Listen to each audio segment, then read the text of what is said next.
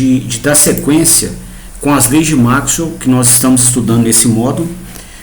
Ontem nós começamos a modelar a relação entre o campo elétrico e o campo, entre a corrente elétrica e o campo magnético na geometria circular, né? E a gente estava fazendo isso em escala microscópica ou pontual, né? Então a gente tomou o modelo, ou a equação que modelava a relação entre campo elétrico, entre corrente elétrica e campo magnético em caminhos circulares. E aí a gente foi fechando o raio do círculo até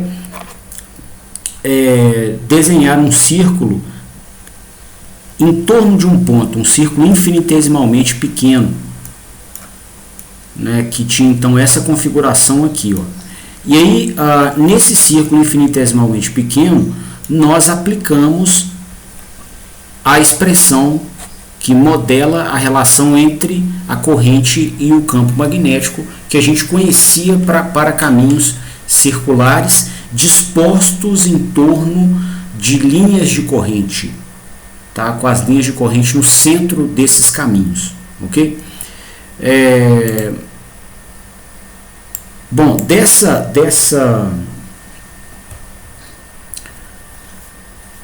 abordagem, nós, só um minutinho, a caneta da mesa digitalizadora não está sendo detectada. Eu vou fechar aqui o programa e abrir de novo, que ele costuma funcionar. Só um minuto.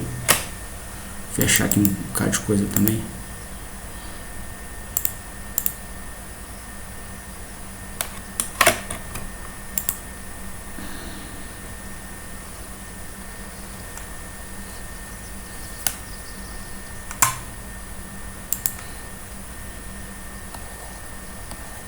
Agora funcionou.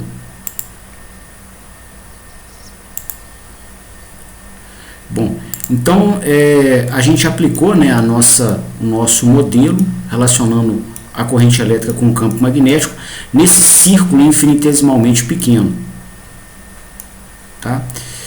E na aplicação desse modelo matemático, que é essa expressão aqui, a gente precisou percorrer esse caminho fechado aqui azul, né?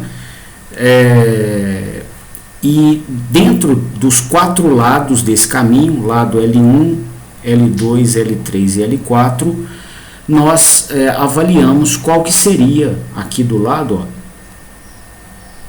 o valor da circulação do campo magnético,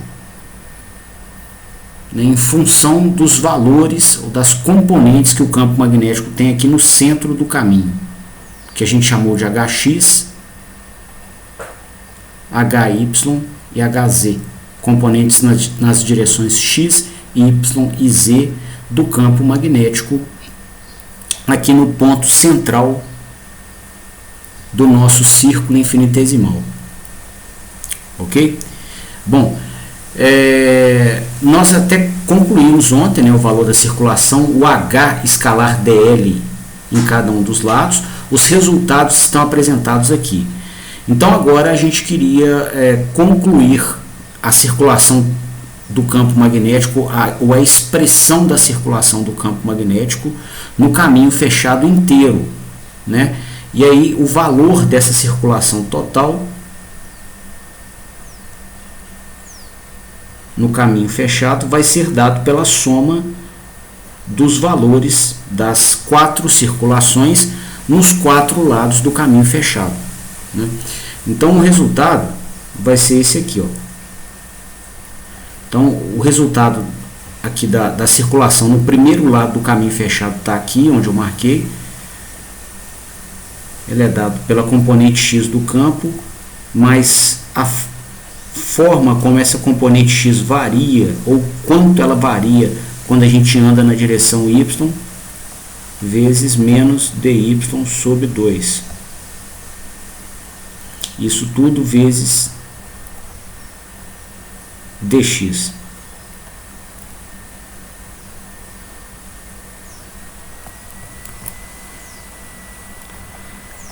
A segunda parte da circulação é essa aqui, ó, que é o valor da circulação da integral de caminho do campo no lado L2, que é esse aqui, ó.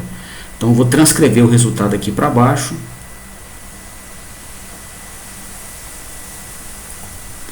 Vai dar HY mais a taxa de variação da componente Y na direção X vezes dx sobre 2 vezes dy. Bom, a contribuição do terceiro lado na integral de circulação, né, que é a contribuição da integral de caminho no lado L3, ela está apresentada aqui. Vou transcrever aqui para baixo. O resultado vai ser esse aqui, ó. A componente x do campo, mais o quanto essa componente x varia quando a gente anda na direção y, vezes dy sobre 2. Isso tudo vezes menos dx. E por último, a contribuição do último trecho do caminho fechado contempla a integral de caminho no lado L4, que foi calculada e apresentada aqui nesse ponto. Então vou transcrever esse resultado aqui para baixo para a gente somar com as demais parcelas. Vai ser a componente y do campo mais a taxa de variação dessa componente y na direção x vezes menos dx sobre 2 vezes menos dy. Tá?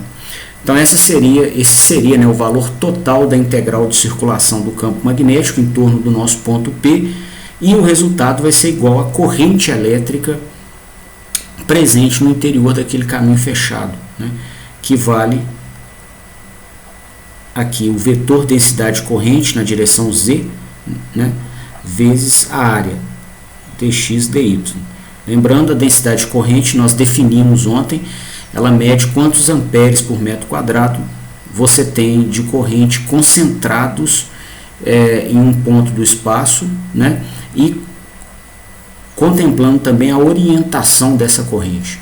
Né. No caso aqui do nosso problema, né, a gente está observando a circulação do campo no plano XY, e como a gente viu ao observar aqui a criação de campo magnético por corrente elétrica, né, a corrente elétrica ela é disposta em uma orientação no espaço, e o campo magnético ele fica disposto nos caminhos circulares aqui no plano em torno da direção da corrente, tá?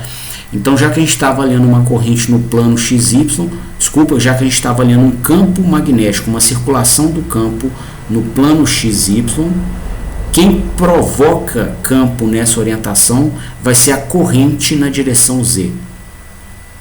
Então, eu estou calculando aqui, ó, a corrente total que a gente tem na direção Z aqui do nosso sistema referencial.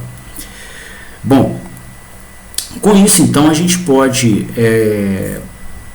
promover manipulações algébricas para simplificar a expressão, né? Inicialmente, a gente vê aqui, ó, que nós temos hx vezes dx nessa parcela e hx vezes menos dx nessa outra aqui.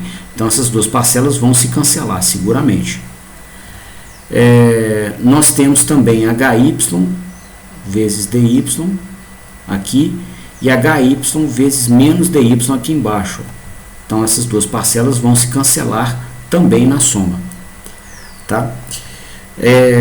Aqui, ó, a gente tem essa parcela, né, a derivada de hx na direção y vezes menos dy sobre 2 dx, que é igual a essa aqui, ó, a derivada de hx com relação a y vezes dy sobre 2 vezes menos dx. Então, a gente observa aqui a soma de duas parcelas iguais, tá? Então o resultado vai ser o que? O dobro das duas. Vai ser a derivada de hx com relação a y vezes menos dx dy. Tá? Essa situação se repete nessas duas parcelas aqui, ó. São duas parcelas idênticas que estão se somando. Então o resultado é o dobro de cada uma delas, né? Que é dar isso aqui, ó. A derivada de HY com relação a x vezes dx dy, né? Isso aqui então vai ser igual a densidade de corrente vezes dx dy. Simplificando aqui, ó, a área aparece, né, multiplicando todos os termos aqui da nossa igualdade, e com essa simplificação então a gente conclui aqui qual que é a relação entre o campo magnético e a corrente que o cria em escala microscópica, em torno de um ponto.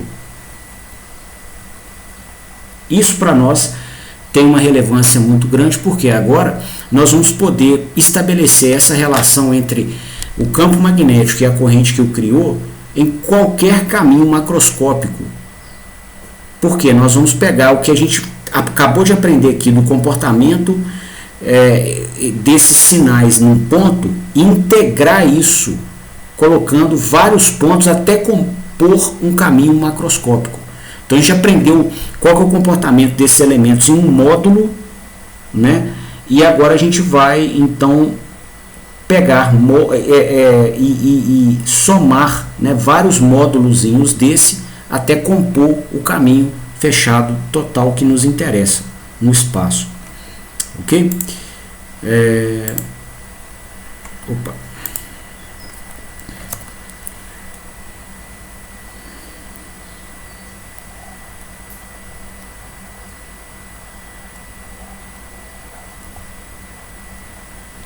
Vamos destacar aqui a nossa expressão.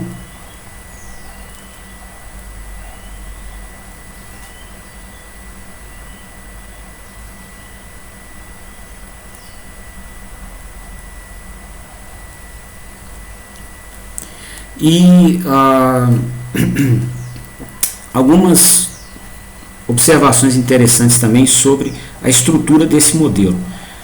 A gente observa na expressão aqui de cima, né, que ela envolve, ou ela nos apresenta essa expressão toda aqui, ó, antes da gente simplificar, tá? Então, ou seja, menos a derivada da componente x do campo na direção y vezes dx dy, mais a variação da componente y na direção x vezes dx dy. Então, isso aqui significa ou representa a circulação do campo, né, do H aqui em torno do eixo Z, tá? Logo, quando a gente pega essa circulação e divide por dx dy, que foi o que a gente processou, a gente produz esse resultado aqui, ó.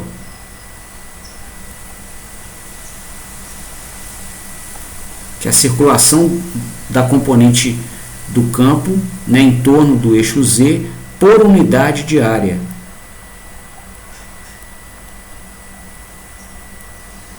Tá?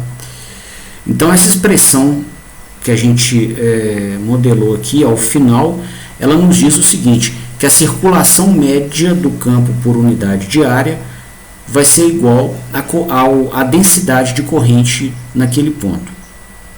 Tá? Então essa é uma interpretação física, né, do que a matemática apresenta nesse ponto da nossa modelagem.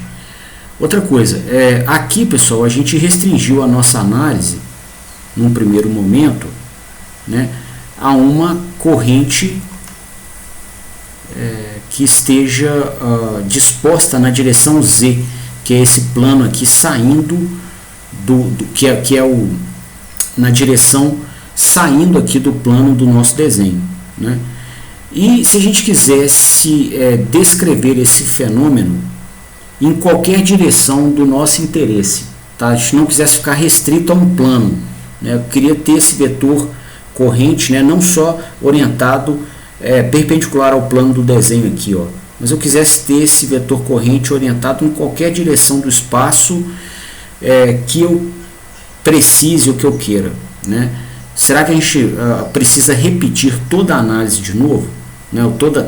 Todo o cálculo que nós fizemos aqui do lado, tá? Não precisa. Observa o seguinte, se a gente tivesse um vetor densidade de corrente descrito, né, no espaço, vamos desenhar ele aqui.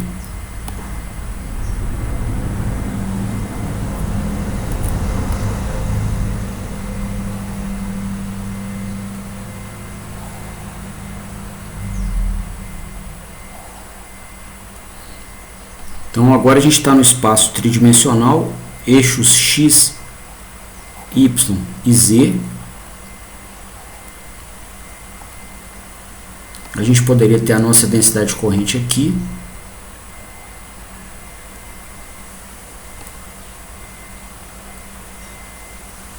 Né, produzindo campo magnético em torno dela. Né? E aí a gente poderia decompor esse vetor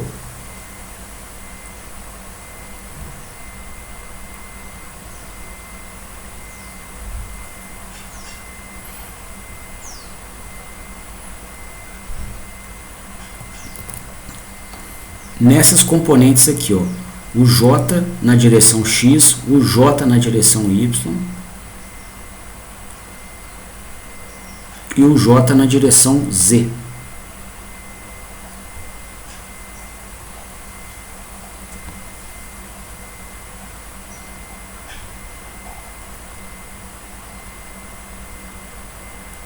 Né? Cada um dessas componentes vetoriais, né, provocaria um campo magnético circular em torno delas. Então, na nossa última análise, por exemplo, a gente apurou, né, aqui, ó, a circulação do campo no plano XY, provocada pela corrente na direção Z. Da mesma forma, a gente poderia calcular a circulação do campo no plano XZ, provocada aqui pelo JY, pela componente Y da corrente. E a gente poderia também apurar a circulação do campo aqui no plano YZ, provocado pela componente X da densidade de corrente. Tá? Então, o nosso primeiro estudo foi aqui, ó. A gente avaliou, né, a circulação de campo magnético na direção XY, provocada pela componente Z da densidade de corrente. Tá? Se a gente quisesse avaliar a circulação do campo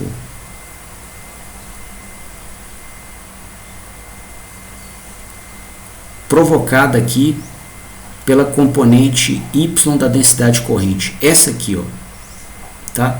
A gente precisa repetir todo o cálculo? Não precisamos. Olha para você ver. Numa primeira análise, ó, a gente teve isso aqui, ó, XY, e a gente avaliou aqui a circulação do campo devido à componente Z. Se a gente quisesse agora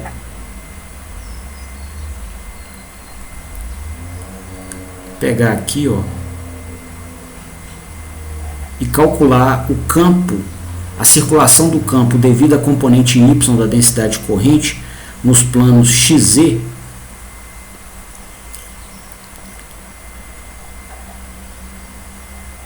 né? Lembrando aqui, a gente tem que respeitar, né, a sequência ou o produto vetorial entre as orientações dos eixos, né? Então, x, vec e y, o produto vetorial, né, de um vetor na direção x com na direção y tem que dar z. Da mesma forma, z, vec, x tem que dar y. Então, por isso que eu coloquei Z aqui no eixo vertical, no eixo horizontal, e X no eixo vertical, tá? E aí o que a gente observa então? Se a gente quisesse processar o modelo para esse cenário, tá? A gente pode aproveitar todo o cálculo já feito, só que o que a gente chamou de Y aqui no nosso cálculo já pronto seria chamado de X no cálculo que a gente vai fazer, tá? Então, se a gente observar aqui o resultado, ó, já pronto,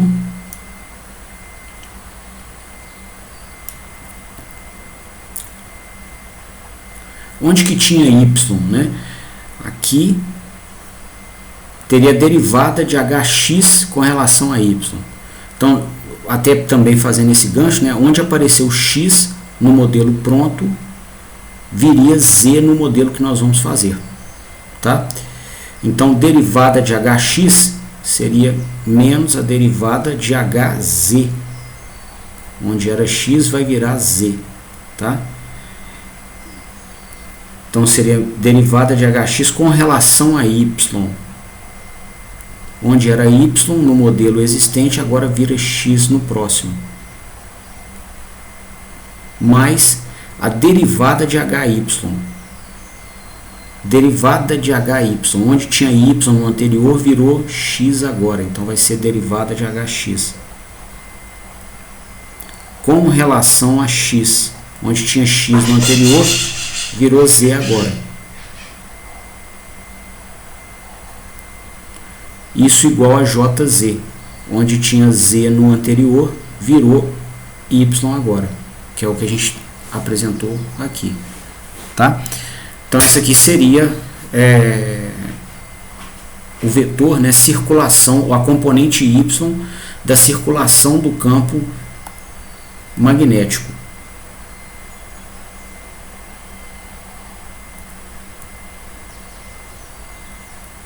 Circulação do campo em torno do eixo y por unidade de área, dx dz, tá? E da mesma forma, se a gente quisesse completar aqui, né, e apurar a circulação do campo magnético em torno do eixo x, né, a gente teria o seguinte cenário, ó.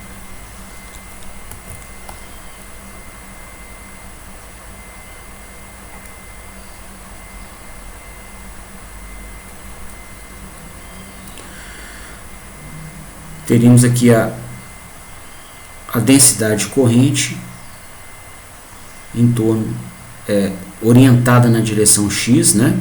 E aí a gente iria processar a circulação do campo em torno aqui do plano YZ, tá? Bom, então nessa proposta, né, nós podemos aproveitar todo o cálculo feito aqui, desenvolvido passo a passo, só trocando os nomes dos atores, né? Então, para o cálculo feito, onde todo lugar que apareceu y, agora apareceria z. Todo lugar do cálculo feito que tinha x, agora vai aparecer y. E no cálculo feito também, todo lugar que tinha z vai virar agora x. Ok? Então vamos fazer esse processamento.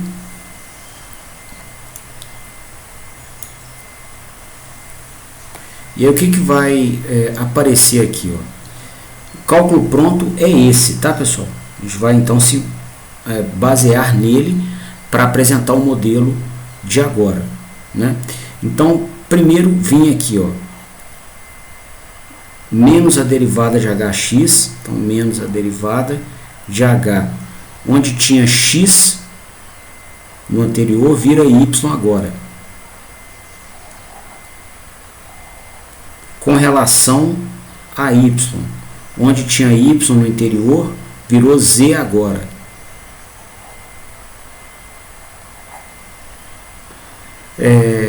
Mais a derivada de hy, onde tinha y no anterior, virou Z agora. Então viraria derivada de HZ. Com relação a X, onde tem X no anterior, vira Y agora.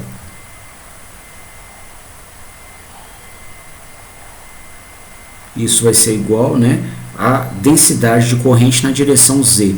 Onde tinha Z no anterior, vira X agora.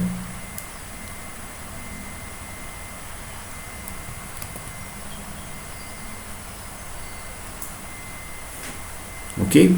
E aí o resultado que a gente obteve aqui, ele mede qual que é a circulação do campo, a circulação média do campo em torno do eixo X, ou circulação média por unidade de área em torno do eixo X.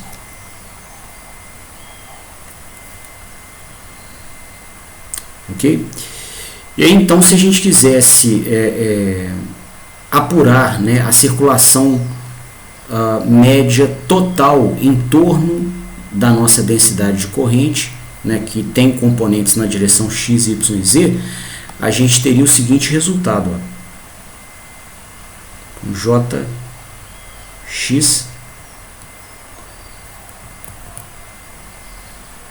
vezes um vetor unitário na direção X, mais Jy vezes um vetor unitário na direção Y, mais Jz vezes um vetor unitário na direção Z. Isso tudo aqui é o que? É a própria densidade de corrente, né? O J. Então isso seria igual à soma dessas parcelas aqui, ó. Cada uma delas com I, J e K.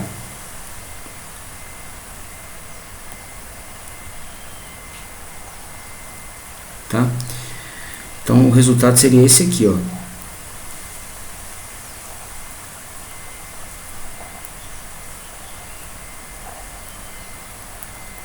Primeiro, ó, o Jx, né, que vai ser igual a essa circulação média aqui.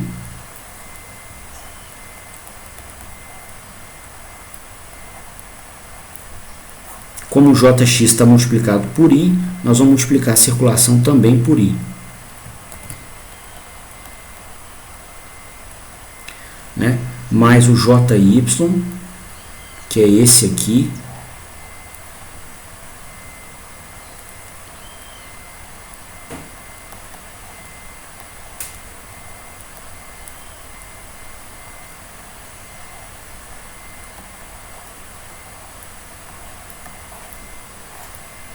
Né, vezes J, igual está aqui, vezes J,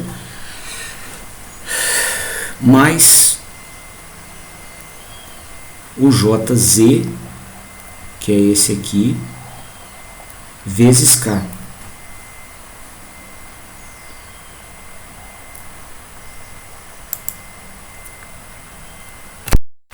Como é que é, João?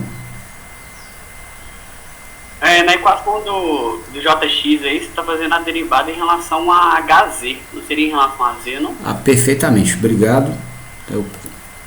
Minha anotação aqui está errada. Está errado uns dois pontos aqui, ó, com relação a Z mesmo.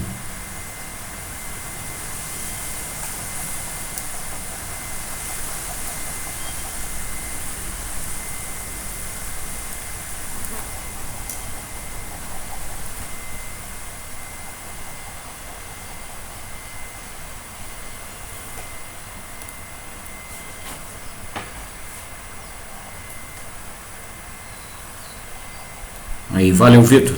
Tá consertado aqui. E aí, por último, pessoal, o Jz, né, que vai ter essa expressão aqui, ó.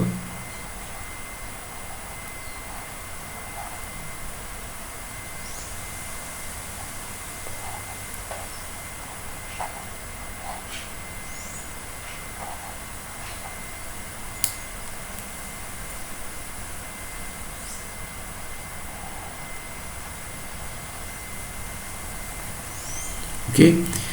Então, se a gente fosse descrever, né, a relação entre o campo magnético e a corrente que o cria em um ponto do espaço, né, um ponto que é percorrido por uma densidade de corrente com orientação genérica, igual a gente desenhou aqui, ó, tá? A expressão seria essa aqui, que a gente acabou de desenvolver, tá? E essa expressão, ela pode ser simplificada, ou ter a sua notação simplificada, por um operador que a gente aprende na parte de cálculo vetorial, que chama rotacional. Tá? Então a gente pode escrever isso aqui tudo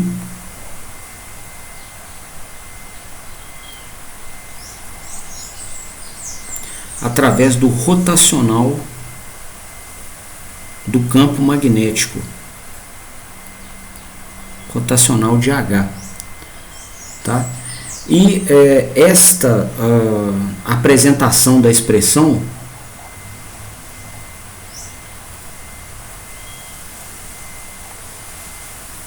é conhecida como a segunda lei de Maxwell na forma pontual, ou na forma microscópica. Tá? As duas expressões são usadas.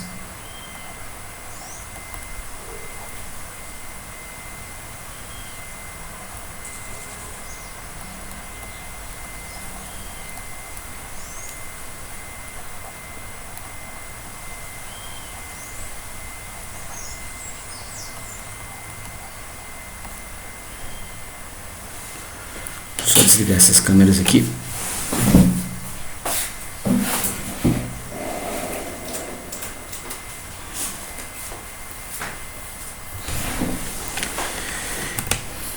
Tá?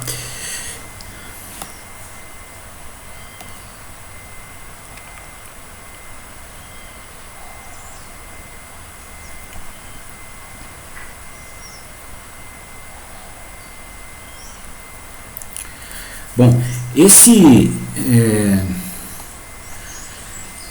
cálculo, né, essa expressão aqui do rotacional que a gente apresentou na segunda lei de Maxwell, ele é mais facilmente memorizado, tá, quando a gente faz um determinante entre esse operador, que é a letra grega del, e as componentes do campo. Tá? Então a gente vai definir o del aqui como sendo um vetor sem sentido físico, tá? Ele tem só componentes vetoriais aqui. Seria a derivada com relação a x vezes i, mais a derivada com relação a y vezes j, mais a derivada com relação a z vezes k, que é um vetor unitário na direção z, né? O h, a intensidade de campo magnético, essa sim, né? Esse sim é um vetor com sentido físico. Ele tem a componente x, que é hx, né? E para definir o vetor, a gente vai multiplicar o hx por um vetor unitário na direção x, mais o hy vezes um vetor unitário na direção y, mais o hz vezes um vetor unitário na direção z. Tá? Então, com o vetor de intensidade de campo magnético definido dessa forma, e esse operador del com essa estrutura matemática, que é só uma estrutura de notação, ela não tem sentido físico, tá certo? É só uma forma de notação. A gente pode, então, definir o rotacional matematicamente como sendo o determinante dessa matriz aqui, ó, I, J, K, derivada com relação a x, derivada com relação a y, derivada com relação a z,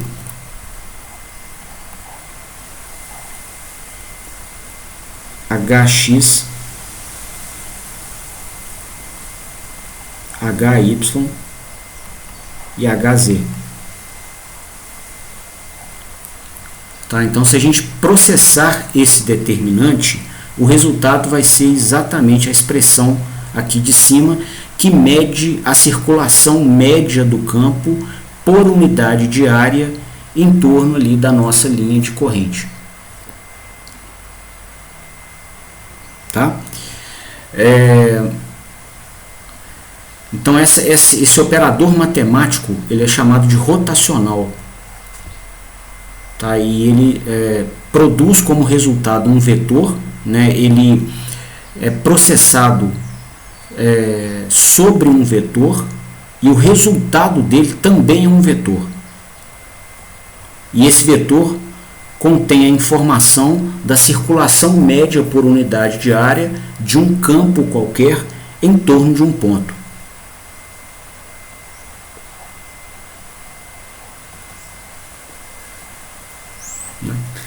E aí a gente observa, né, pegando uma componente dele, por exemplo, essa aqui, ó, né, que para ter rotação de um determinado vetor, igual aqui o nosso H, em torno do eixo X, você vai ter que ter o seguinte: a componente Y, se fosse desenhar aqui o plano,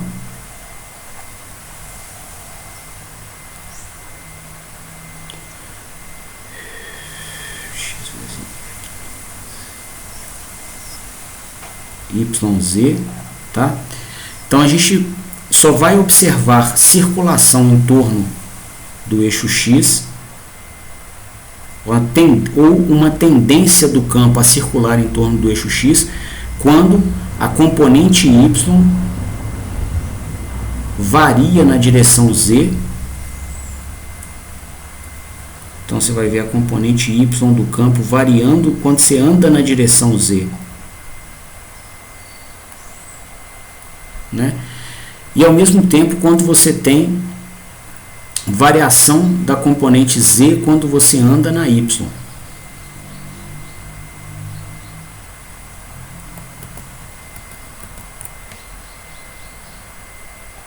Variação da componente Z quando você está andando na direção Y.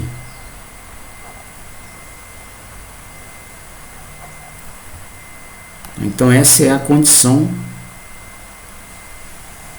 para que você perceba a circulação do campo em torno de um ponto qualquer.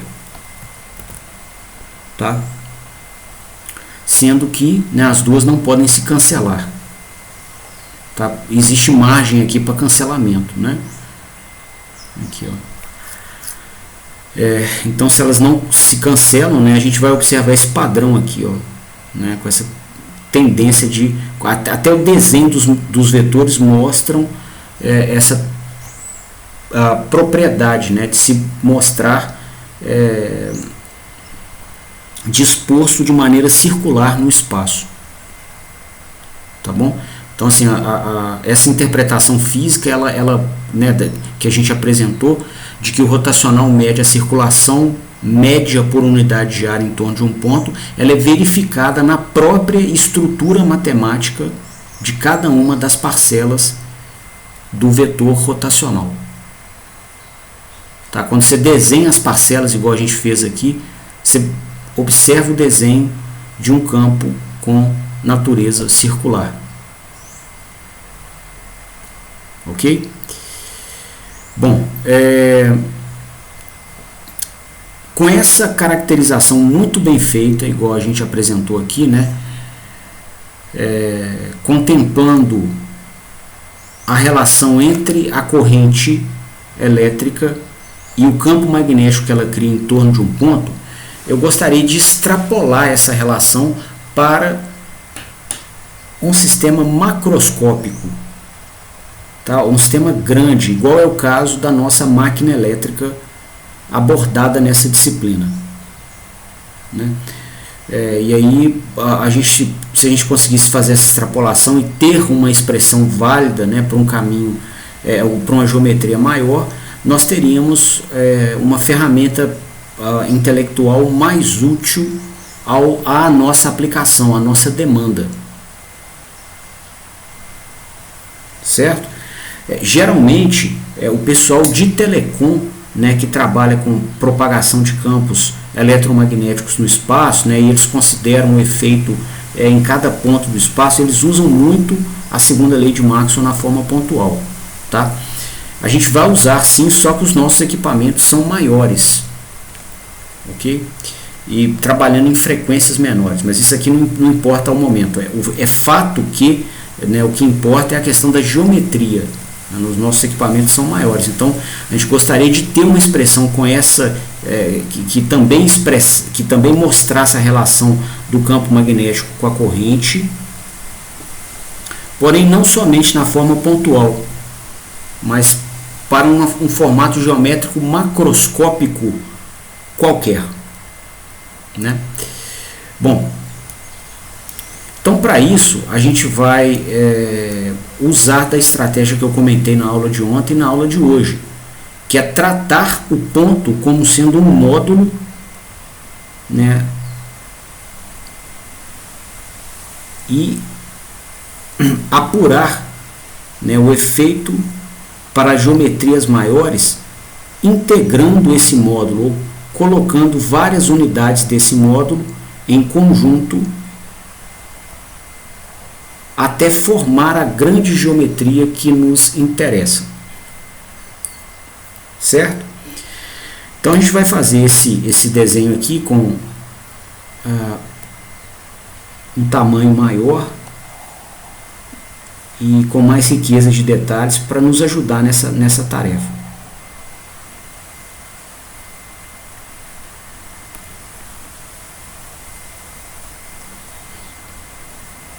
Podemos começar aqui no plano XY e depois generalizar, né, para onde, para qualquer direção do espaço que nos interessa, igual a gente acabou de fazer. Né? E digamos que a gente tem aqui, pessoal, uma geometria qualquer com essa característica aqui, ó.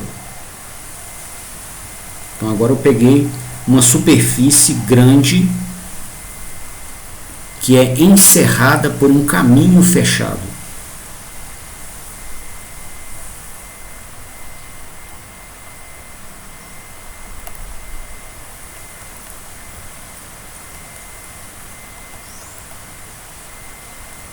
Caminho fechado, eu vou chamar ele de C, tá? E aí, no interior desse caminho tem vários pontos iguais aos que nós acabamos de usar no último modelo, tá? Então você tem, por exemplo, um ponto aqui, né? E esse ponto ele tem a sua circulação de campo magnético já caracterizada quando circular corrente por ele, tá? Então digamos que aqui a gente tenha, né, uma corrente qualquer nesse ponto.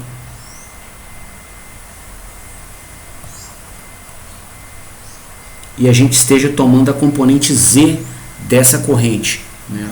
Ou seja, a corrente que está saindo do plano do nosso desenho, tá? E aí a gente vai pegar, além desse ponto, o ponto vizinho, que está aqui, ó, né? Nesse ponto vizinho, a gente pode ter também corrente elétrica, caracterizada aqui por uma outra densidade de corrente, e ela também vai produzir circulação do campo magnético em torno aqui do ponto, tá? E a gente pode pegar um outro ponto vizinho, aqui por exemplo, e nesse outro ponto vizinho também pode existir uma determinada densidade de corrente produzindo circulação do campo magnético num caminho fechado, igual a gente acabou de estudar,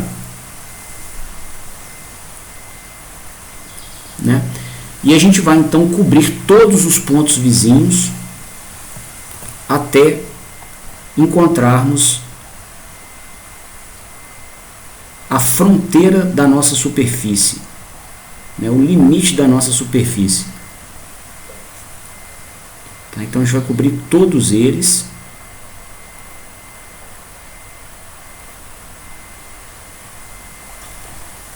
Até chegar aqui na fronteira da nossa superfície.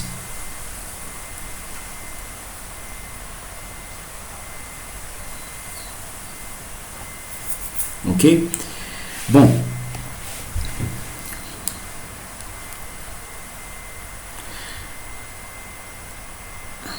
a gente já sabe, né, que em cada ponto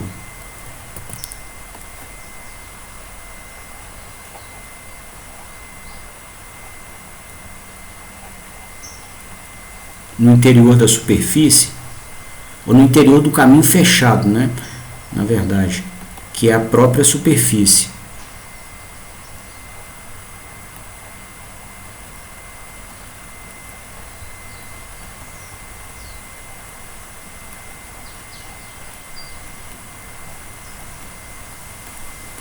A gente sabe que o rotacional do campo magnético vai ser igual à densidade de corrente que passa naquele ponto. Tá? Bom, se a gente pegar e multiplicar o rotacional pelo vetor área de cada ponto, o resultado vai ser igual à densidade de corrente naquele ponto multiplicada pelo vetor área, que é igual à própria corrente total que circula naquele ponto. Tá? Então aqui o significado físico dessa expressão é a corrente em torno do ponto, e o significado físico dessa expressão é a circulação média do campo magnético em torno do ponto. Tá? Porque o rotacional sozinho é a circulação por unidade de área. Como nós multiplicamos por ds metros quadrados de área, o resultado é só a circulação em torno do ponto. Tá? Bom, suponha então que a gente pegue e some, né, aqui, ó, o resultado dessa circulação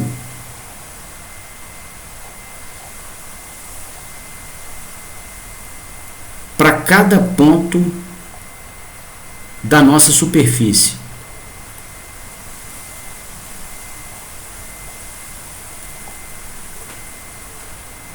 Tá, vamos chamar a superfície de S. Tá? Então, o caminho fechado C, ele encerra, ele termina a superfície S. Então, até escrever aqui, ó, caminho fechado C, encerrando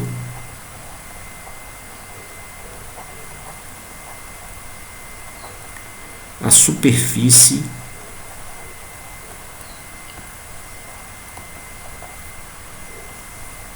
S. Tá?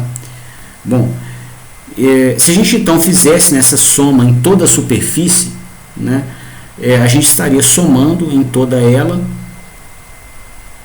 as pequenas contribuições de corrente em cada ponto.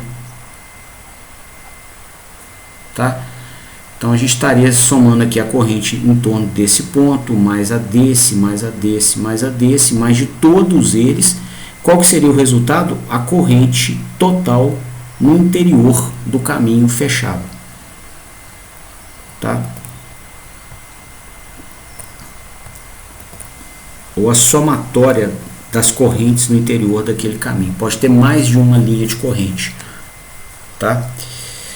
Bom, e essa expressão aqui, qual que é o sentido físico dela? Tá? O segundo lado da igualdade a gente até conseguiu interpretar, né? Então a integral de J escalar ds vai dar a somatória da corrente no interior do caminho fechado.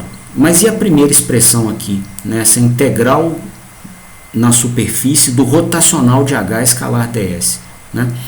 Então, se a gente olhar o sentido físico da expressão matemática, a gente consegue fazer o processamento matemático dela de uma maneira mais fácil, a manipulação matemática dela de uma maneira mais fácil. Até por isso que eu estou recorrentemente na minha fala, voltando na interpretação física dela. Tá? Então, essa expressão que está sendo integrada aqui, ela representa a circulação do campo em torno de um ponto. E o que é a circulação? Né? É o H escalar dl nesse lado, mais a integral de caminho nesse lado, mais a integral de caminho nesse lado, mais a integral de caminho nesse lado. Não é? Só que, quando a gente processa essa integral de caminho, nesse primeiro ponto aqui, ó, né, a gente escolheu uma circulação aqui, ó, em sentido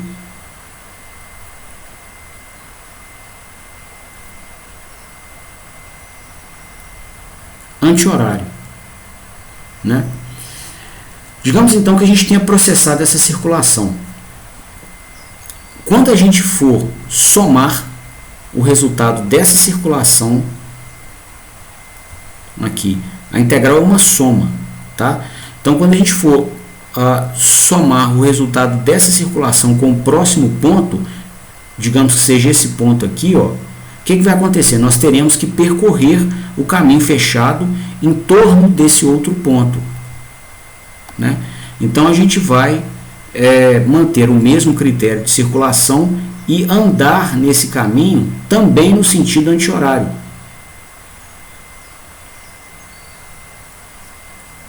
Nessa orientação que eu estou mostrando aqui com a setinha verde. Só que vai acontecer o seguinte, ó, para esse lado aqui, ó, que é comum aqui essas duas superfícies, ora nós vamos avaliar o HDL aqui na primeira superfície, né, com o DL orientado para cá, e nós vamos somar isso depois com o HDL, considerando o caminho para baixo. Como é o mesmo lado, aqui, ó, é o mesmo H, só que ora ele vai ser multiplicado por um DL, e na próxima avaliação de circulação, ele vai ser multiplicado pelo negativo desse DL. Então, o que vai acontecer? Quando a gente somar as circulações totais dos quatro lados em torno desse ponto, mais os quatro lados em torno do segundo ponto, tá? A contribuição desse lado aqui vai se anular, considerando os dois pontos, né? E esse lado aqui também, ó, ele é comum a essa área e a essa. Então, quando a gente processar a circulação dos quatro lados em torno do ponto de baixo, mais a circulação dos quatro lados em torno do ponto de cima, o que vai acontecer? Né? Para o ponto de baixo, a gente vai medir a circulação com o DL para cá, e para o ponto de cima, a gente vai medir a circulação com o DL oposto. Então, é o mesmo H, é o mesmo campo, porque eles estão, né, porque a gente está avaliando o mesmo ponto do espaço. Só que na circulação de baixo ele multiplica por um DL e na de cima ele multiplica pelo negativo. Então as duas se cancelam. Quando você soma aqui as 8 contribuições de integral de caminho nas duas circulações, a gente vai ver que esse lado comum vai ter a sua contribuição cancelada na soma, tá? Da mesma forma, esse lado aqui que é comum a esses dois pontos vai ter a sua contribuição cancelada aqui na soma da circulação. Isso vai se repetir para todo mundo. Esse lado que é comum aos dois pontos também vai. Aqui vai acontecer a mesma coisa, vai se cancelar. E os únicos lados que não vão se cancelar são aqueles que sobraram aqui, ó, na borda, tá?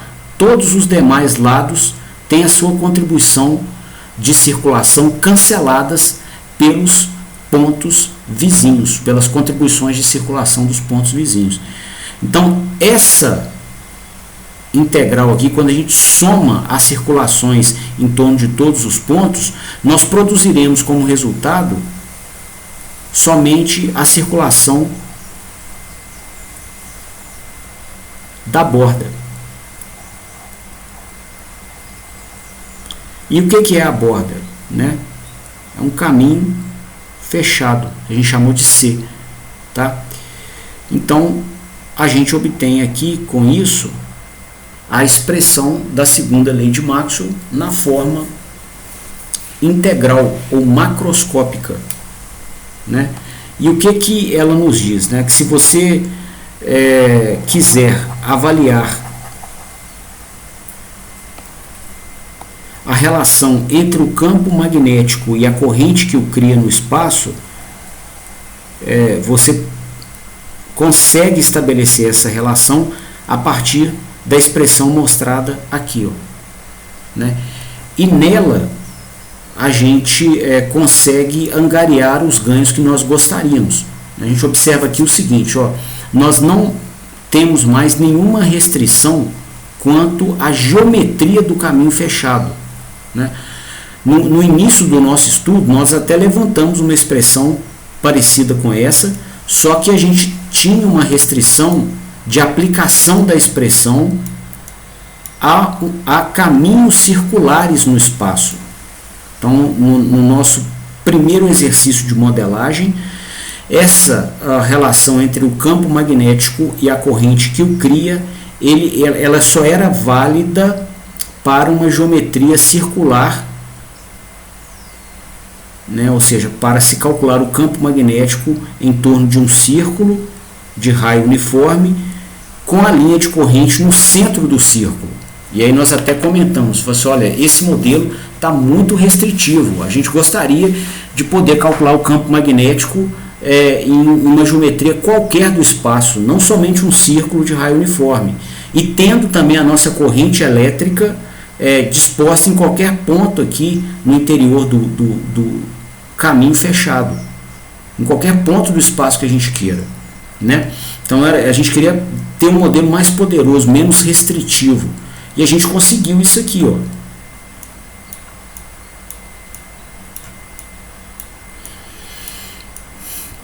Né? Quando a gente aplicou, né, essa integral do rotacional do campo escalar ds e interpretamos o resultado físico dela, né, nós fomos combinando o efeito da circulação do campo em cada ponto até sobrar somente a integral de caminho na borda. E nós não colocamos, desde o início da modelagem, nenhuma restrição quanto ao formato dessa borda. Só precisa ser um caminho fechado. Tá? Ele pode ter o formato que a gente quiser. Tá? Então a gente conseguiu deixar o nosso modelo mais poderoso, né? E no contexto de máquinas elétricas a gente pode escolher os caminhos fechados que efetivamente são percorridos pelo campo no interior da máquina, que não vão ser obrigatoriamente círculos. Tá? Outra coisa, a corrente elétrica aqui dentro, ó, ela nasceu com uma somatória das correntes em cada um dos pontos no interior do caminho, que é essa expressão aqui, ó. E nela a gente não se viu obrigado em momento algum a restringir a corrente a um ponto específico do caminho. Você pode ter essa corrente espalhada aqui entre os diversos pontos do caminho à vontade, tá? Inclusive, né, se a gente fosse fazer um novo desenho aqui, ó, contemplando a geometria de aplicação dessa lei, a gente poderia ter o nosso vetor corrente ou as nossas linhas de corrente furando o caminho aqui em qualquer ponto. Poderia ter uma primeira linha de corrente I1, uma segunda linha I2, uma terceira linha entrando aqui na superfície encerrada pelo caminho fechado I3, uma outra I4 para cá, tá? Não importa quantas a gente quisesse.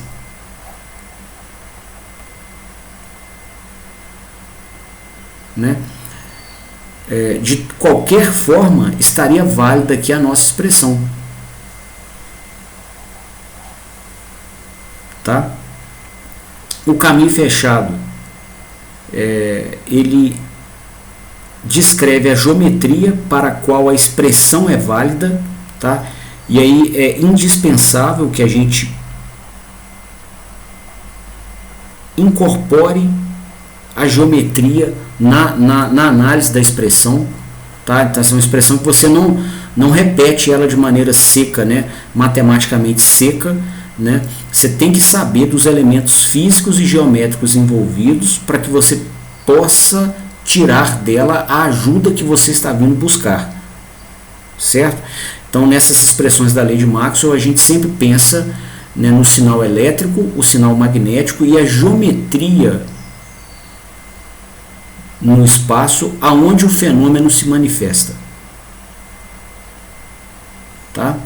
Então, nesse caso aqui, destacando novamente, a geometria onde o fenômeno se manifesta são caminhos fechados.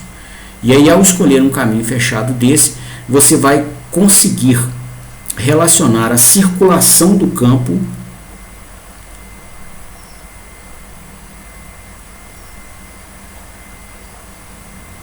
no caminho fechado com a corrente que o cria a partir da segunda lei de Maxwell.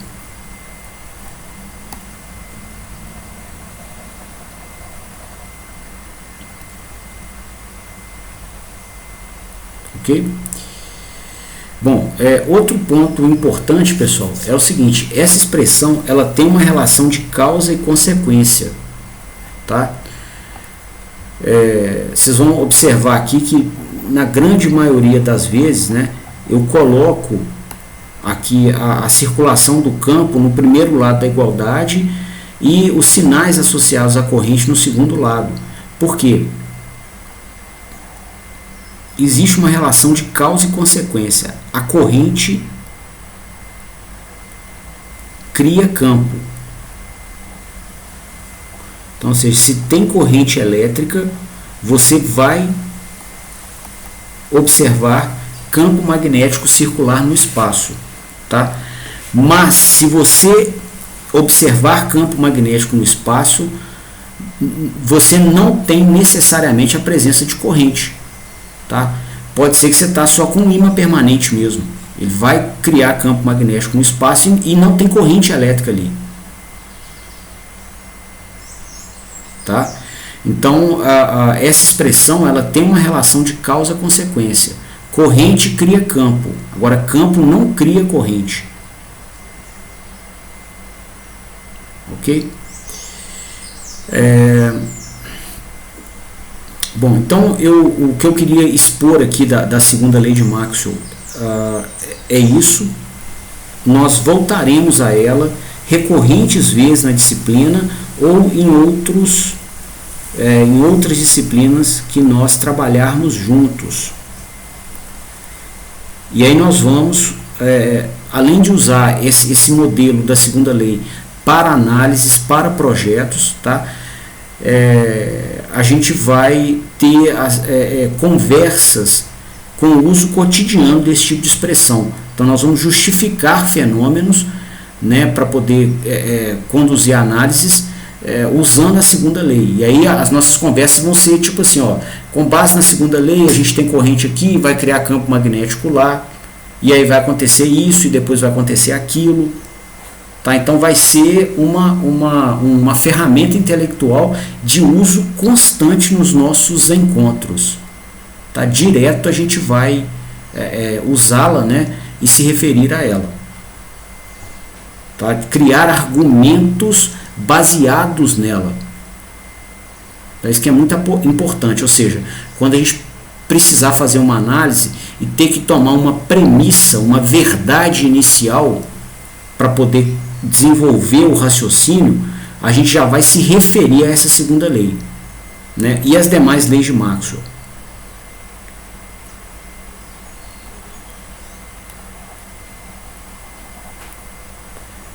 Tá? E na literatura, eu tinha comentado antes, eu vou deixar registrado aqui, né? A gente se refere a essa segunda lei, né, para superfícies grandes e não mais um pontinho, como segunda lei na forma integral ou na forma macroscópica. Certo? Bom, eu queria então trabalhar com vocês agora na primeira lei de Maxwell.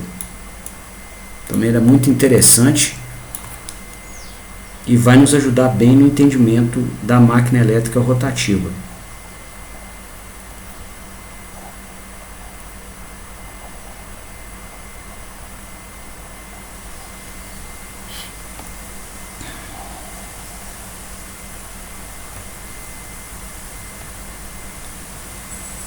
Bom, para entender a primeira lei de Maxwell, eu queria filmar com vocês aqui, queria apresentar, né, pela câmera do computador, qual que é a mágica de se criar tensão elétrica na natureza. Como que aparece tensão elétrica entre dois terminais na natureza, né? Como que um gerador sintetiza tensão, tá? Então eu vou virar aqui a câmera e vou colocar alguns materiais na mesa para a gente apreciar o fenômeno, tá? Só um minutinho.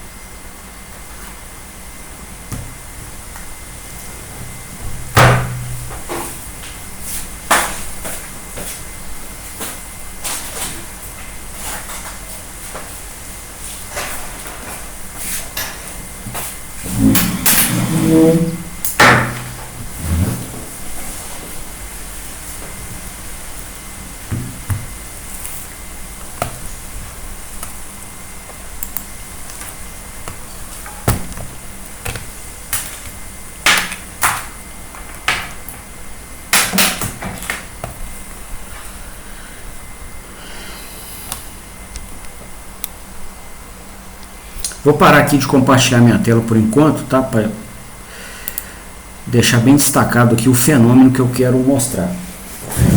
Bom, aqui, pessoal, eu tô com, novamente, uma bobina, né? Ela é montada a partir de uma conexão com o primeiro terminal, né? Essa conexão ela é estabelecida com um fio aqui. Esse fio é enrolado várias vezes, cada volta é chamada de espira. Então a gente coloca múltiplas espiras e no final na última espira a gente conecta no último terminal dela aqui, ó, no segundo terminal da bobina, tá? Então isso é basicamente o que a gente tem aqui, é fio de cobre em curto-circuito, tá curto-circuitado, tá? Eu vou até mostrar isso. Aqui vou colocar um multímetro na função de continuidade.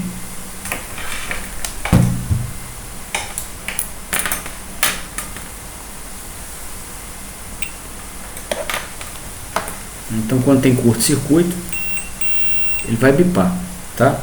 Então aqui está a nossa bobina, tá? Não tem pilha, não tem nada aqui, ó. Não está ligada à rede. Tá? A parte de trás dela é só uma estrutura de madeira, né? E aí eu vou medir a continuidade dela entre esses dois pontos, o início e o final que eu falei, ó. Tá vendo? Então tem continuidade, basicamente fio aqui de cobre em curto-circuito, tá bom? E eu vou agora medir a tensão entre esses dois, entre os terminais dessa bobina. Tá?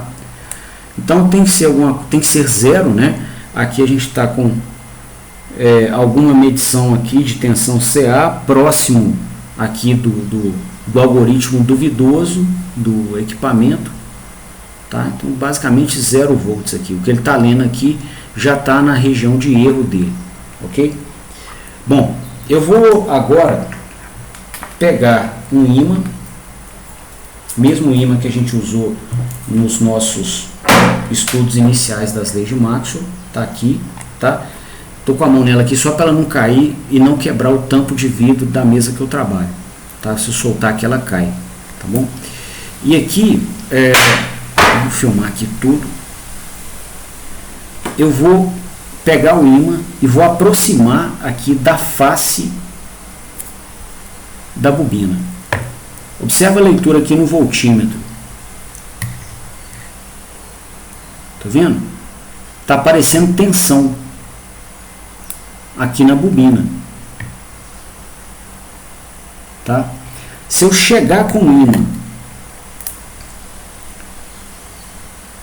no interior da bobina e não mexer com ele, a tensão cai de novo a basicamente 0. A gente está aqui com a leitura já no algarismo duvidoso do equipamento. Tá? Então aqui ele não garante nada da leitura não.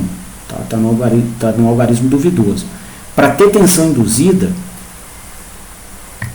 o ímã tem que se mover. Ou seja, o campo magnético que ele cria, que está entrando aqui no interior da bobina, ele tem que variar no tempo para que exista tensão induzida nessa bobina. Tá? Então essa é a mágica na natureza para se ter tensão sintetizada em caminhos fechados, igual cada uma das espiras constituintes da bobina. Tá? E essa manifestação é modelada pela primeira lei de Maxwell. Tá? Então a gente observa, a primeira observação, é possível criar tensão a partir de campo magnético, desde que esse campo magnético seja variável. Aí já é uma segunda observação. E já que a gente precisa, né, de campo magnético variável para ter tensão induzida, será que a forma com a qual esse campo varia interfere no nível de tensão induzida? Né? Então vamos ver aqui, estou variando o campo com baixa frequência, tá? Estou tendo tensão aqui no terceiro dígito do multímetro. Agora eu vou aumentar a frequência de variação do campo. A gente observa aqui, que a gente já tem leitura de tensão no segundo dígito do multímetro e às vezes no terceiro. Se você aumentar mais a frequência, você vai ter já leitura no terceiro dígito do multímetro. Desculpa, no primeiro dígito. Então, a frequência de variação do campo magnético, das linhas de campo, no interior do caminho fechado, faz com que a tensão aumente. Ou seja, aumentamos a frequência de variação e observamos também um aumento na tensão induzida na bobina. Então, terceiro fator de relevância aqui nesse fenômeno, tá? Campo magnético é capaz, né, campo magnético variável é capaz de induzir tensão e a frequência de variação desse campo interfere no nível de tensão induzida. Ok? Na verdade, 2 observações, não 3, né?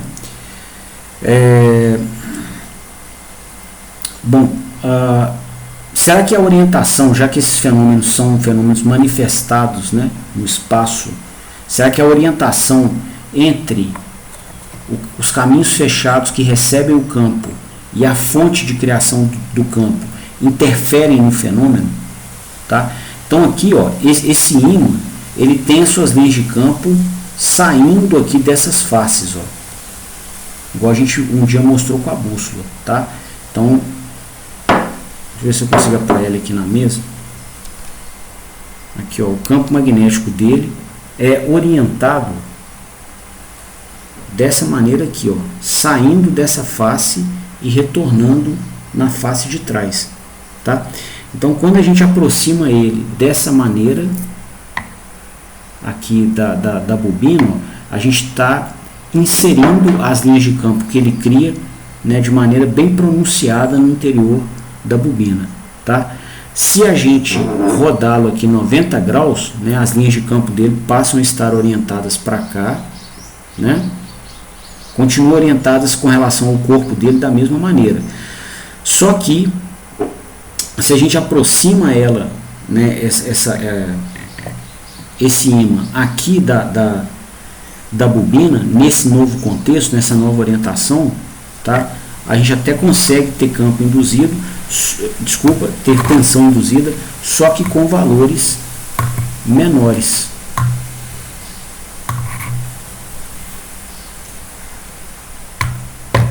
Tá? Então, a orientação entre o campo, entre as linhas de campo e o caminho fechado que recebe essas linhas de campo no seu interior, interfere no fenômeno, tá? Como se fosse água vazando, em um tubo,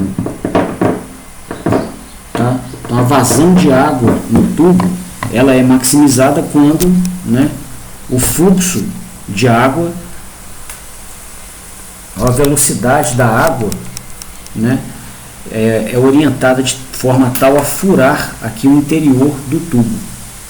Com o campo magnético é a mesma coisa, tá? Você tem uma manifestação mais pronunciada dos fenômenos eletromagnéticos, ou seja, tensão induzida em amplitudes maiores, quando as linhas de campo magnético da sua fonte de campo furam o interior do caminho, ao invés de tangenciá-lo.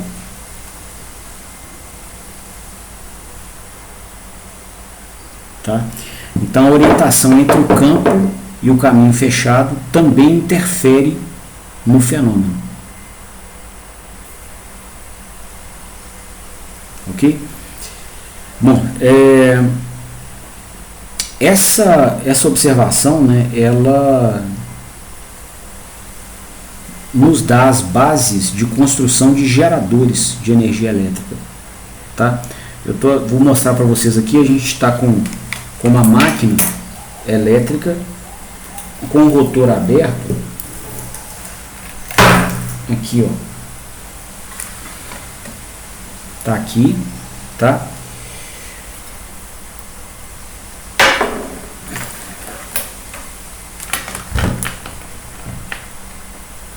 Deixa eu aproximar a câmera dela.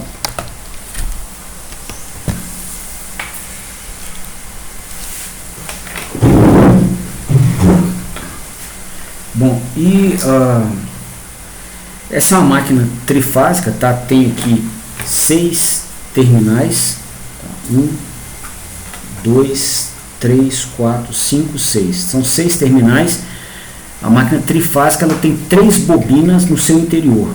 Igual essa bobina que a gente acabou de mostrar, né? Era uma bobina. Uma máquina dessa tem 3 bobinas no seu interior. Cada bobina, né, tem o terminal inicial e final. Então são 2 terminais por bobina. Como são 3 bobinas, a gente vai ter 6 terminais aqui para a máquina, tá? Eu vou identificar por continuidade qual par de terminais se refere a uma mesma bobina. Tá? Então a gente colocou aqui o multímetro na função de continuidade.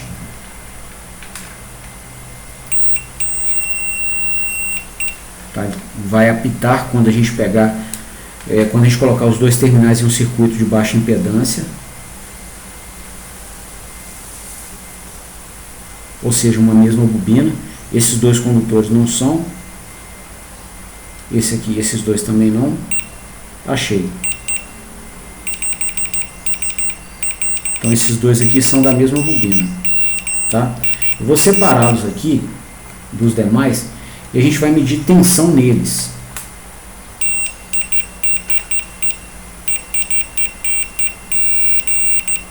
Então, vamos colocar o multímetro aqui na função voltímetro,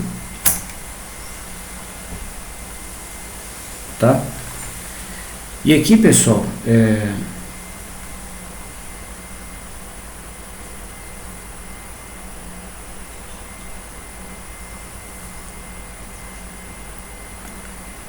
eu vou colocar o ímã dentro aqui do rotor, tá? Vou variar o ímã aqui dentro com o meu braço, ó. Tá vendo a tensão induzida? Quando eu paro o ímã, a tensão despenca, né? Vai para o algarismo duvidoso aqui do multímetro, tá? Qualquer mexidinha que eu der na mesa aqui, ó, tá? Vai ter alguma vibração do conjunto e a gente vai ter fluxo magnético variável na bobina que nós estamos medindo tensão, tá? E se eu, né, disponibilizar aqui potência mecânica para fazer esse ímã rodar aqui dentro, ó, a gente vai observar a tensão induzida aqui nos terminais da bobina, tá? Então, o que foi feito aqui pelo meu braço poderia ser feito por qualquer fonte primária de potência mecânica que garantisse que um ímã preso aqui ao rotor da máquina se mantivesse em movimento, tá? E com a presença de qualquer uma dessas, qualquer fonte primária, né, de acordo com a conveniência de qualquer região do planeta, tá? Tem local que tem muita água, né? Tem local que poderia mover esse ímã aqui com o virabrequim de uma máquina a combustão interna. Tem local que poderia mover esse ímã aqui com um fluido refrigerante acionando uma turbina, e esse fluido refrigerante ter sido energizado com carvão ou por fissão nuclear, que são as usinas nucleares, tá? Ou por biomassa, igual gás de lixo, ok? Qualquer fonte primária de potência mecânica disponível, vento, né, em locais que tem boa ventilação, né, são os geradores eólicos. Então qualquer fonte primária que substituísse a minha mão aqui seria uma boa candidata, né, a acionar o gerador elétrico. E a gente teria dessa forma, né, pela variação do ímã aqui, e consequentemente a variação do fluxo magnético nas bobinas, nós teríamos tensão induzida, né, continuamente gerada.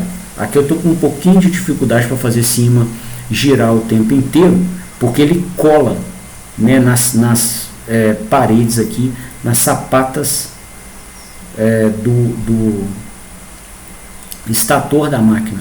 As sapatas são feitas propositalmente de material ferromagnético, né, para que a gente tenha um ímã muito forte criado aqui no estator, tá? Então o estator ele vai ter o seu ímã implementado a partir de corrente elétrica, é a segunda lei de Maxwell que a gente acabou de estudar, e a gente vai amplificar o efeito desse ímã contando com a ajuda de um material ferromagnético, né, para a gente não precisar sintetizar o ímã de estator todo às custas de corrente elétrica.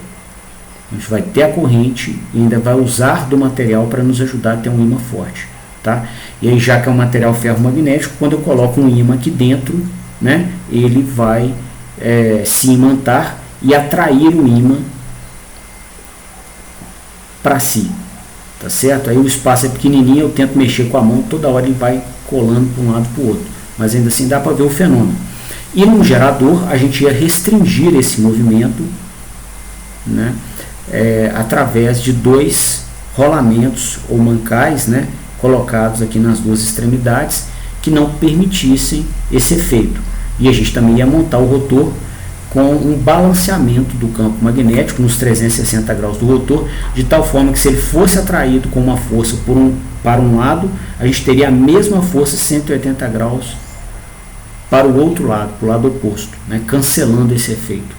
Né, e aí a gente conseguiria ter tensão continuamente gerada aqui. Ó. Tá? Basta variar o fluxo magnético no interior das bobinas. Ok? Esse fenômeno, então, ele é modelado, igual eu disse há pouco, pela primeira lei de Maxwell. E ele nos explica como que se sintetiza tensão elétrica na natureza. Você precisa de ter campo magnético variável no tempo. Tá?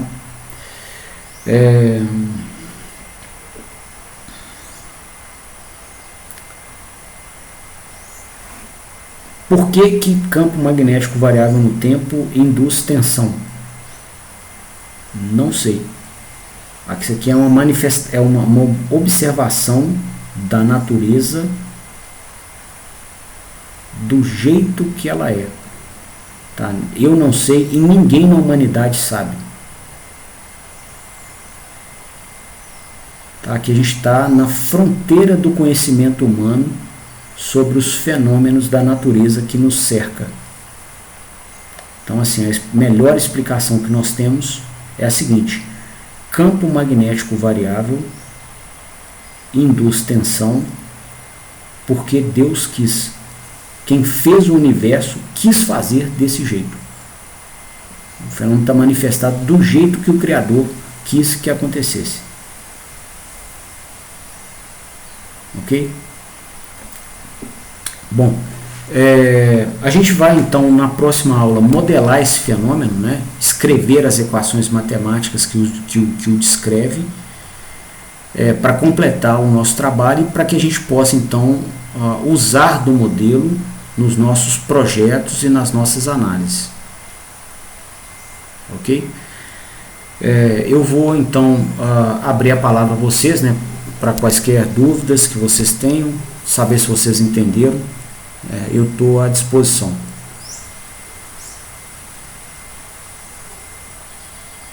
Tudo tranquilo.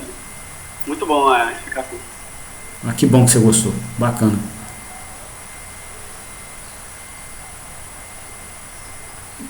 Para você também, Igor? Tranquilo?